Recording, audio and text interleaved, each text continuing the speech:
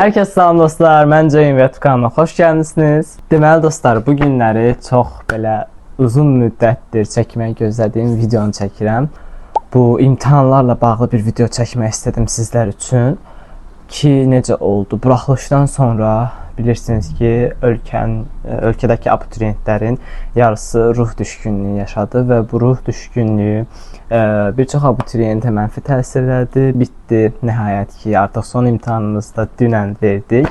12 iyul 2026-da. Bugün sizlərə bununla bağlı təəssüratlarımı bölüşəcəm. Elə isə çox uzatmadan keçək videomuza. Deməli dostlar, ilk olaraq mən tanımayanlarınız varsa özümü qısaca tanıtmaq istəyirəm. Mən Ceyhun Mahmudov, 17 yaşım var və sosial fəaliyyətimə keçən ildən başlamışam. Yəni təxmini 10-cu sinifin axırları, səhv eləmirəmsə. Düz dedim. Düz dedim. 10-cu sinifin axırları başlamışam və bu sosial fəaliyyətim haqqında video deyil, ona görə çox da uzatmaq istəmirəm. Qısacası məlumat verdim sizlərə. Sosial fəaliyyət də könüllülüklər, layihələr və s. kimi bunları demək istəyirəm, yəni bunları deyirəm. Bunlar daxildir. Abituriyentlik həyatıma gəldikdə isə abituriyentlik həyatım bu ilki buraxılış imtahanına qədər hər şey yaxşı gedirdi. Böyük ehtimal ki, bir çoxunuz bilirsiniz, xəbərdarsınız bu ilki buraxılış imtahanının necə olduğundan, abituriyentlərdə necə travmatik bir təsir bağışladığından və s. kimi.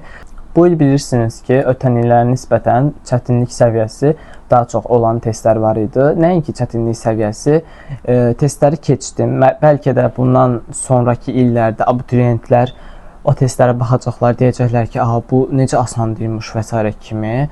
Lakin biz 2023-ə, 2020-yə baxıb hal-hazırda elə demirik, amma nəysə.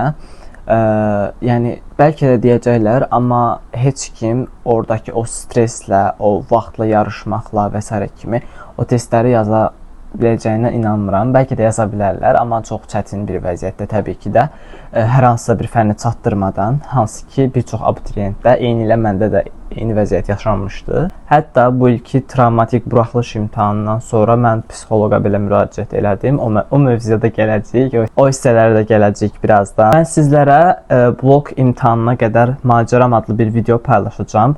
Hansı ki o videonun içində mənim o stresim, həyəcanım, xoş anlarım, nə bilim, hazırlıqların son günlərində yaşadığımız xoş günlər, hazırlıq yoldaşlarımızla son günlərimiz və s. kimi hər biri paylaşılacaq.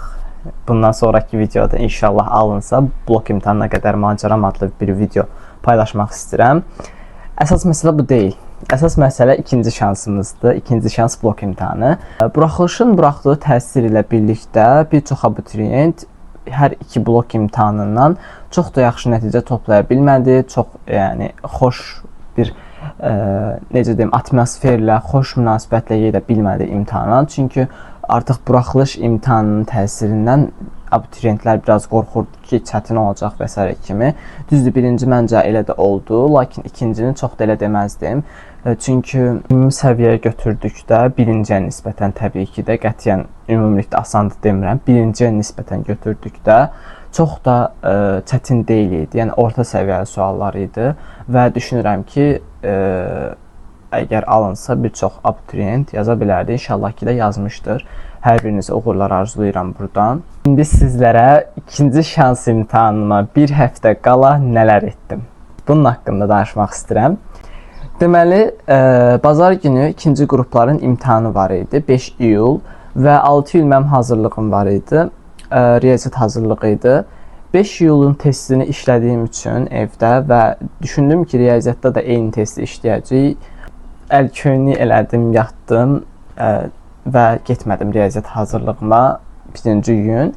Və elə də oldu, mən dediyim kimi sınağı işlədilər, yəni imtahanı təkrarladılar. İmtahana nə düşüb, imtahana düşən ikinci qrupların imtahanını işlədilər riyaziyyatdan, belə deyim. Neçə vaxt kamera qarşısında belə oturub video çəkmirəm, ona görə dostlar danışığımı itirmişəm həqiqətən. Uzun vaxt olardı, çünki ancaq vloqlar çəkirəm, belə tutub, nəm Veçer vlog, son özəng vlog və s. kimi belə vloqlar çəkdiyim üçün uzun zamandır belə üzbəli sizlə danışmırdıq, hər nəysə. Birinci günümüz belə getdi və ikinci günə gəldikdə isə ikinci gün riyaziyyat hazırlığım var idi və riyaziyyata getdim. riyaziyyatdan isbatlar işləməyə başlamışdıq və müəllimə bizə çox həqiqətən təsir eləyəcək bir motivasiya danışığı elədi və bu həqiqətən o həftənin ən verimli şəkildə keçməsinə müsbət təsirlədi deyərdim. Yəni ikinci gündə belə bitdi. İkinci gün təbii ki də birinci və ikinci günlər özüm üçün sınaqlar mütləq şəkildə işləyirdim. Çünki sizə də tövsiyə görürəm, son illərin sınaqlarını işləyin, son 3 və ya 4 ilin hər bir sınağını işləyin. Sınaq dediyim imtahanını, sınağını yox, çaşdım. İmtahanlarını işləyin ki ona uyğun səviyyədə düşür və mən işlədim, təsiri oldum. Təbii ki də oldu, lakin ona uyğun səviyyədə məncə düşmədi. Yəni ona uyğun suallar görmədim və yaxud da eyni sual görmədim mən imtahanda. Bəlkə də mən nəzərimdən qaçıb. Görənləriniz oldusa şərhlərdə bildirsin, mən görmədim. Belə 3-cü, 4-cü və 5-ci günlər isə neylədim? Həftə içi günləri. Mən son 3 günü, 3-cü, 4-cü, 5-ci günlər psixoloqa müraciət etdim. Ben imtihandan keçə bilməmişəm, çünki stresliydim, amma bu səfər sakit ola bilərəm. Özümdə misalda söz desək və ya özümə inanıram, özüm bacara bilərəm. Çünki dəstəyini verməliyim ki, artıq bu antitraflı ola bilir. O yüzden olsam. Könüllüklərdə iştirak kim deyərdim? Necə bacarmışdıq? Misal onu xatırlayın. Formula 1-də Bəli, daha doğrusu mən müraciət etmədim. Evdəkilər dedi ki, sən yaxşı görmürük, psixoloqa müraciət eləməliyik. Yəni ona görə mənə seans elə ki verdilər psixoloqa qoşulmağım üçün. Psixoloqla seansa qoşuldum və düşünürəm ki, təsiri oldu. Ən azından artıq stres və həyəcanımı necə idarə edəcəyimi bilirəm. 3-cü və 4-cü günlər eyni şəkildə elə keçdi. 2-ci gün bu arada bizim fizika hazırlığımız var idi. Fizika hazırlığımın da son günü idi. Yadımdan deyib göstərmə. Deməli, fizika hazırlığının son günüdür rəsmi olaraq. Müəllim, bizim şəklimizi vurmadı. Sağ olasın. Əli şəklinin vurmasını üstdən qoyuyorum. Və Türk.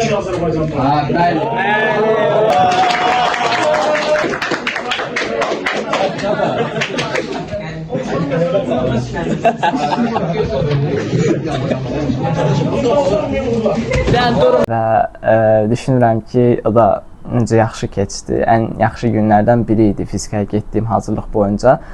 Yəni belə 3-cü gündə isə dediyim kimi psixoloqumuz oldu. Daha sonra isə bir dənə riyaziyyat hazırlığım var idi. 2-ci gündən sonra zaten bir dənə riyaziyyat hazırlığım qalmışdı. Riyaziyyat hazırlığımıza da getdik və 4-cü günə gəldikdə isə 4-cü gün sadəcə riyaziyyat hazırlığım var idi və daha sonra evə gəlib psixoloqa qoşuldum. Bloka qədər macəra, macəra yaşayır.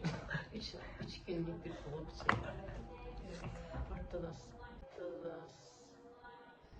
sizin şeyiniz. 4 değil.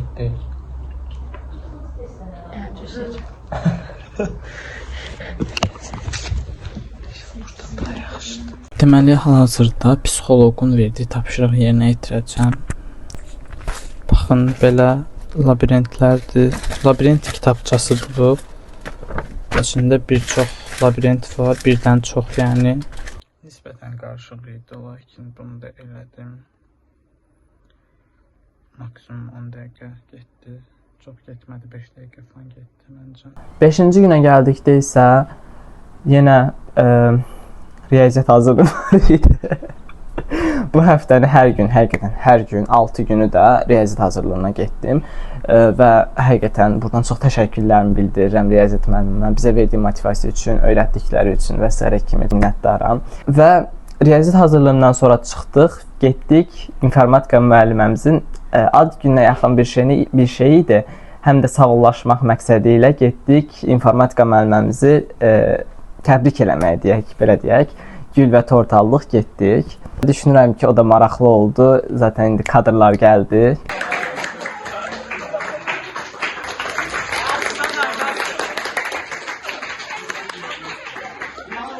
Önemli detal. Size gül almışa tortla. 12 aylık kredi. Gedirik. Qaqa, biz səhv getmə... Aa, yox. Sen sardan tutmalar. Aa, qəşəng, davay. Action. Biraz action, bəli. Ay söylədi yenə axtaracaq qov beləyəcək.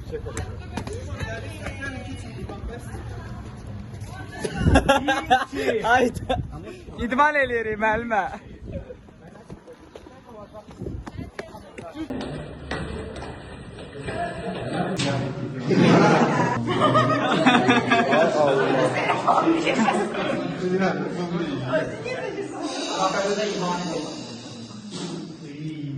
Sen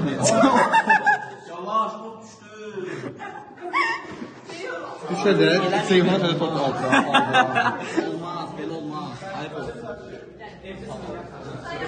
Girin. Aynen ne kadar.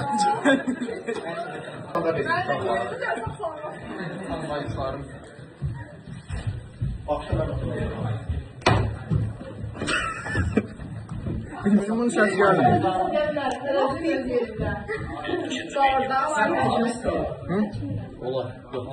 Hemen çok.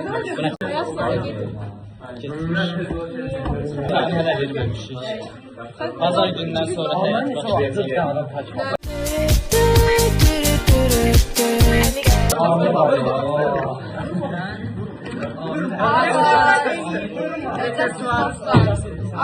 Hiç kimsenin kanalına abone olsun demir. Ben değilim orada. Bir benim kanalıma abone olun. Görsüz. Dur müəllimə otursun. Kız yan. Ay bunlar çəkəndə özüm də düşürəm, qorxuram ya arada. Ben de koşum var ha. Gəl. Heyecanlanmıyorum. Can. Ben oturam burada. Və informatika müəlliməmizi təbrik ki bitirəndən sonra da gəldik evə. Daha sonra 6-cı gün oldu, son gün və səhər saat 9-da riyaziyyat hazırlığım var idi. Riyaziyyat hazırlığına getdik və abituriyentlik fəslinin, abituriyentlik həyatının son hazırlığına gedirəm hal-hazırda. Həqiqətən bir gün desələr ki, 6-cı gün artıq yorulmayasan, 6-cı gün səhər saat 8-də evdən çıxıb günorta saat 2 kimi ac qalmayasan və hazırlıqlara artıq getməyəsən. Mən buna, yəni düzdür, olacağını bilirdim, amma belə tez gəlib keçəcəyini gözləmirdim vaxtın, düzün demək lazım gəlsə.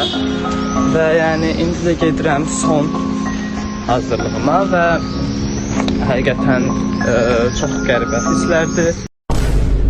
Yəni yaşamayan bilməz. İnşallah ki bundan sonraki həyatınızda hər birinizə uğur gətirər. Həyatınız uğur gətirər. Giydirdim. 2 dəqiqə duygusal olarım. Nəysə.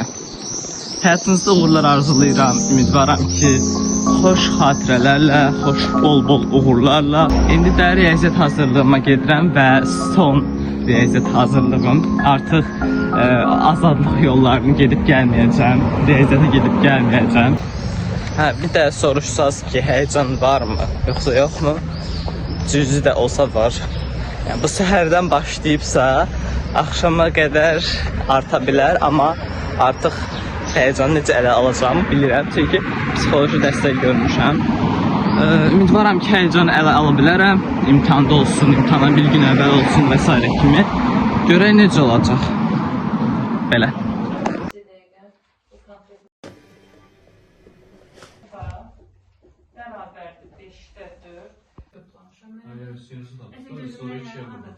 Hal-hazırda istidən çox dəhşət dərəcədə pişirəm və hava 31 dərəcədir. Son hazırlığımız idi. Artıq abituriyentlik həyatım boyunca ümumiyyətlə son hazırlığımı bitirdim. Həqiqətən çox qəribə hisslərdir. Dediyim kimi yaşamayan bilməz.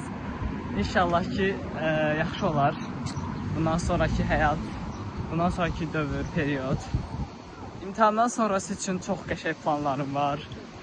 Yaxşı planlar hazırlamışam özüm üçün. Ümumiyyətlə, məsələn, uşaqlarla bir şey danışırdıq, deyirdik ki, şey eləyək, onu eləyək, bunu eləyək. Mən də deyirdim ki, imtahanımızı verək, sonra eləyək. İmtahandan sonra eləyək və s. kimi. Hər şey imtahandan sonra saxlayırdım.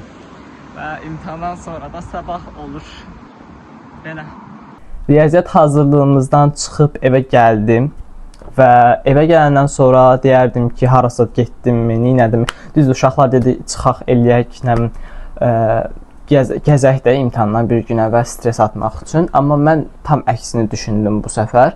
Bundan əvvəlki imtahanlarda, buraxılış imtahanımda olsun, birinci blok imtahanımda olsun, uşaqlarla, yəni dostlarımla çıxmışdım gəzməyə, nə bilim, əyləncəyə və s. kimi. Amma yəni çox da yaxşı təsir bağışlamadı heç biri. Stresli gəzmək həqiqətən çox başqa bir məsələdir. Çox rahat gəzə bilmirsiniz. Bəlkə də mən təkcə eləyəm. Aranızda rahat gəzə bilənlər ola bilər, amma mən yəni rahat şəkildə gəzə bilməyəcəydim. Ona görə bir gün əvvəl imtahandan, ikinci şansdan bir gün əvvəl heç yerə çıxmadım, sadəcə öz evimdə qaldım və düşündüm ki, çölə çıxsam, yəni mənlə imtahan verəcək yaşlılarımla, həmyaşlılarımla çıxacağım üçün çölə, düşündüm ki, bəlkə onların stressi də ola bilər, onların stressi də mənə keçə bilər, yəni onların stressini də idarə eləməyə çalışaram, sonra mənim stressim onlara keçə bilər, pis təsir bağışlaya bilər və s. kimi. Yəni ola bilər, normal hallardır. Bu demək deyil ki, mən onlarla çıxmaq istəmədim və s. kimi. Sadəcə öz stressimi özüm evdə qalıb idarə eləməyi düşündüm və yaxşı ki də belə eləmişəm. Çünki həqiqətən mən düzdür, günorta saatları, saat təxmini 6-ya 7-yə qədər çox sıxılırdım evdə. Həqiqətən çox sıxılırdım. Nəsə oxumağa çalışırdım, amma oxuya bilmirdim heç bir şey. Həqiqətən bilməm sizdə oldu mu, olmadı mı, nəsə oxudunuzmu, oxumadınızmı? Mən imtahandan bir gün əvvəl heç bir şey oxuya bilmədim. Oxumağa çalışdım, lakin oxuya bilmədim, çünki stres var idi, az da olsa. Yəni belə, düzdür, ikinci şansa girəndə birinciyə nisbətən, yəni həm buraxılışa, həm də blok imtahanına nisbətən stresim azalmışdı. Çünki qoşulduğum seanslar olsun, psixoloq seansları və artıq son imtahandır deyə biraz da stresimi idarə edə bilirdim. Yəni belə deyə bilərəm qısacası. Daha sonra isə axşam çox qəşəng bir reels paylaşdım həqiqətən imtahandan bir gün əvvəl və bu reels mənə biraz motivasiya verdi. Instagram və TikTokumu qoyuram burada, gedib izləməyi unutmayın. Orada paylaşmışam. Çox möhtəşəm reelsdir və səhv eləmirəmsə 80.000 falan izləndi Instagramda. Yəni yaxşıdır, pis deyil, yəni normal bir nəticədir. Həm özümə motivasiya verdi, həm abituriyentlərə motivasiya verdi. Bir çox insan zaten storiesində əlavə eləyirdi, görürdüm, bəyənirdim onları. İmtahandan sonra 10-13 saat falan qalır və mənim vəziyyətim budur. Heç bir şey. Çox danışamıram, amma gözlü sayın. Belə. Qısacası o gün də bitdi artıq və imtahanın səhərsi günü. Hər kəs salam dostlar, sabahınız xeyir olsun. Hazırda 8-in yarısıdır və imtahan saat 10-da başlayır. Biz təxmini saat 9-un yarısı falan çıxarıq evdən, yəni 1 saat sonra yemək yeyəcəm. Təkrar eləyə bilmirəm, çünki o streslə təkrar eləmək istəmirəm. Dünən də təkrar eləmədim heç bir şəkildə, bilməm niyə. Yəni belə dedim, sadəcə öz stresimi qalım özüm evdə idarə etməyə bacarım. Çünki seanslarımızda bunu öyrənmişik psixoloqla. Belə. Suyun bu hissəsini çıxardıram ki, imtahanda birdən dəl şey aydama yapışqan oldu. Son belə yalandan videolara falan baxdım. İndi hər şey yığıram. Bircə dəqiqə yığamadım. Hazırım. İmtahanın səhərsi günü dediyim kimi bizdə necə oldu, məndə necə oldu. Səhər oyandım, corabımı geyindim. Çox da detallara ehtiyac yoxdur. Oyandım, corabımı geyindim və başladım story çəkməyə. Bəli, story çəkdim özüm üçün. Kitabları verməyi düşünürəm. Bu arada həqiqətən buradan da deyim sizlərə. Öz kitablarımı verməyi düşünürəm. Hal-hazırda bura yığmışam hər bir şeyi. Kitabları falan. Videomu çəkdim. Kitabları boyuma qədər düzdüm və video çəkdim. Onu da paylaşmışam Instagram və TikTokda. Burada yerə çıxdı Instagram və TikTokum. Instagram və TikToku izləməyi unutmayın dostlar. Orada daha aktivəm həqiqətən. Dediyim kimi kitablarla da bir reels çəkəndən sonra, TikTok çəkəndən sonra kitabları da düzdüm öz yerinə. Nəysə, mən hələ imtahandan əvvəldəyəm. İmtahana girməmişik hələ. Həyəcanlanmayın, bir dəqiqə. Getdik. Biraz çox getdik. Xalamgil də gəlmişdi. Onlarla bir getdik. Və demək olar ki, bu mənim bəlkə də stresimi biraz azaltmaqda kömək oldu. Çünki içəridə maşının içində deyib gülürdük, əylənirdik və s. kimi. Ona görə çox stresli olmadım bu səfər. Bilmirəm, bəlkə də son imtahanda artıq canımız qurtulur deyə düşünüb stresim olmamışdı. Amma yəni mənim stresim həqiqətən çox az oldu. Sadəcə imtahana girəndə biraz oldu. Başqa stres yaşadığımı düşünmürəm. Yaşayan kimi də idarə elədim onsuz da o stresi. Düzgün yol sürmüşsün.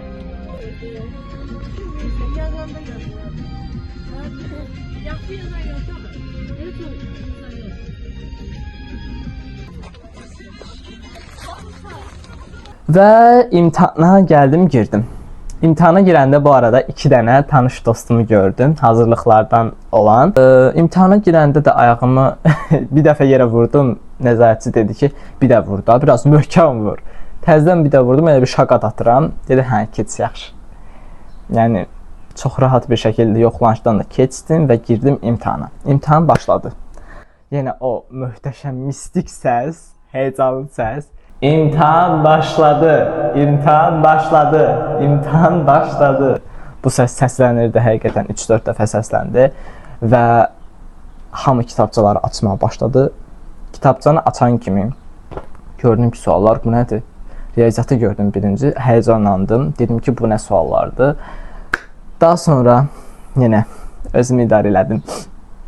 Dərindən nəfəs aldım, verdim və s. kimi özümü idarə eləməyə bacardım və sualları daha rahat şəkildə düşündüm və elə yazmağa çalışdım. Yazdım, bitirdim, imtahan bitdi. İmtahan boyunca yaşadığım çox belə hadisə olmadı. Sadəcə mən pəncərə qabağında, qarşısında oturduğum üçün və pəncərəni də açıq qoymuşduq. Külək var idi dünənləri, bilmirəm bilirsiniz yoxsa yox. Küləkli hava şəraiti idi. Eynilə həm çox isti, həm küləkli hava şəraiti idi. Həm bir yandan məni günəş yandırır, bir yandan da külək vururdu və çöldə külək əsir, içəri girmir, mənim nəfəsim daralırdı. O daha da pis bir hiss idi həqiqətən. Bu arada düz 2 dəfə külək yazanda elə bir ki, kodlaşdırma kağızımı yanıma qoymuşdum ki, səhər-səhər nəyin inşaatıdır, qaqa, cəmaət yatıdır. Nəysə. Məsələn, kitabçamı yazıram, kodlaşdırma kağızım da yanındadır və birdən-birə külək boom.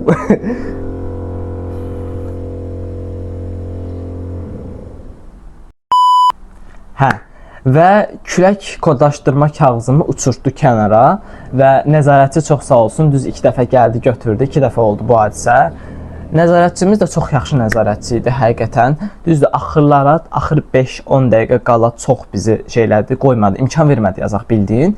Çox danışırdı həqiqətən. 5 dəqiqə qaldı, 8 dəqiqə, 7 dəqiqə, 6 dəqiqə, 5 dəqiqə. Nə bilim, belə deyə bizi daha da stresə soxurdu və çox da yaza bilmirdim, onu da kodlaşdırma eləyirdim.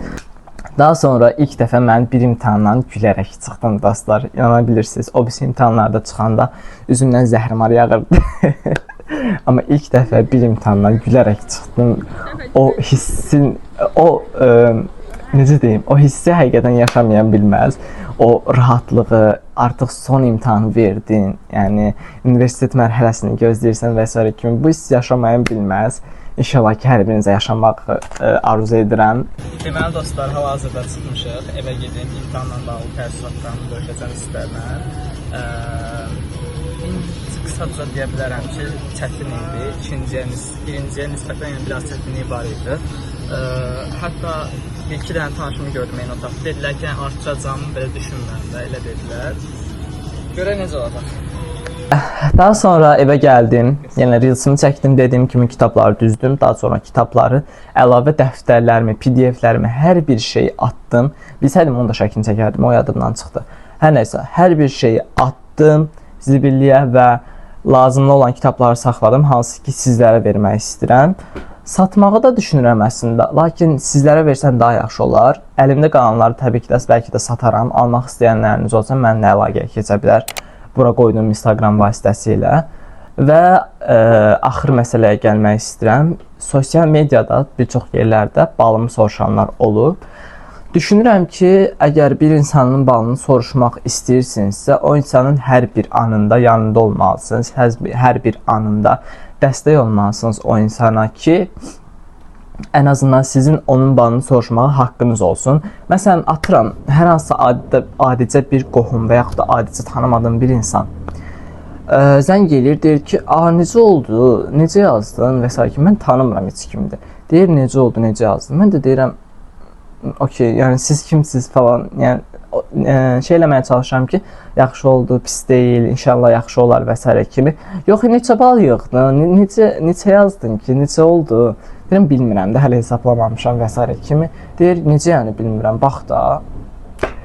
Abi, sən mənim imtahan boyunca, yəni imtahan verdiyim vaxtlarda heç bir vaxt yanımda olmamısan, nə hazırlıqlara getdiyim müddətdə, hazırlıqdan çıxdığım müddətdə heç bir zaman soruşub maraqlanmamış bir insan, random deyirəm bu arada, sırf bir insana fokuslanıb demirəm bunu, ümumilikdə deyirəm, belə bir insan yəni, hansı haqla mənim balımı soruşa bilir? Ümumilikdə balımı deməyə ehtiyac yoxdur deyə düşünürəm. Çünki mənim yaxşılığımı istəyən biri onsuz da yaxşı bir fakültəyə, yaxşı bir universitetə düşməyimi istəyər. İnşallah ki də düşərəm. Yəni bu bal teması həqiqətən çatmır mənə. Onsuz da qohumlar arasında bal teması qalıcı bir şey deyil. Danışacaqlar 1 ay, 2 ay, maksimum vur öldür 1 ay danışarlar ki, bu belə oldu, belə. O da universitetə girənə qədər.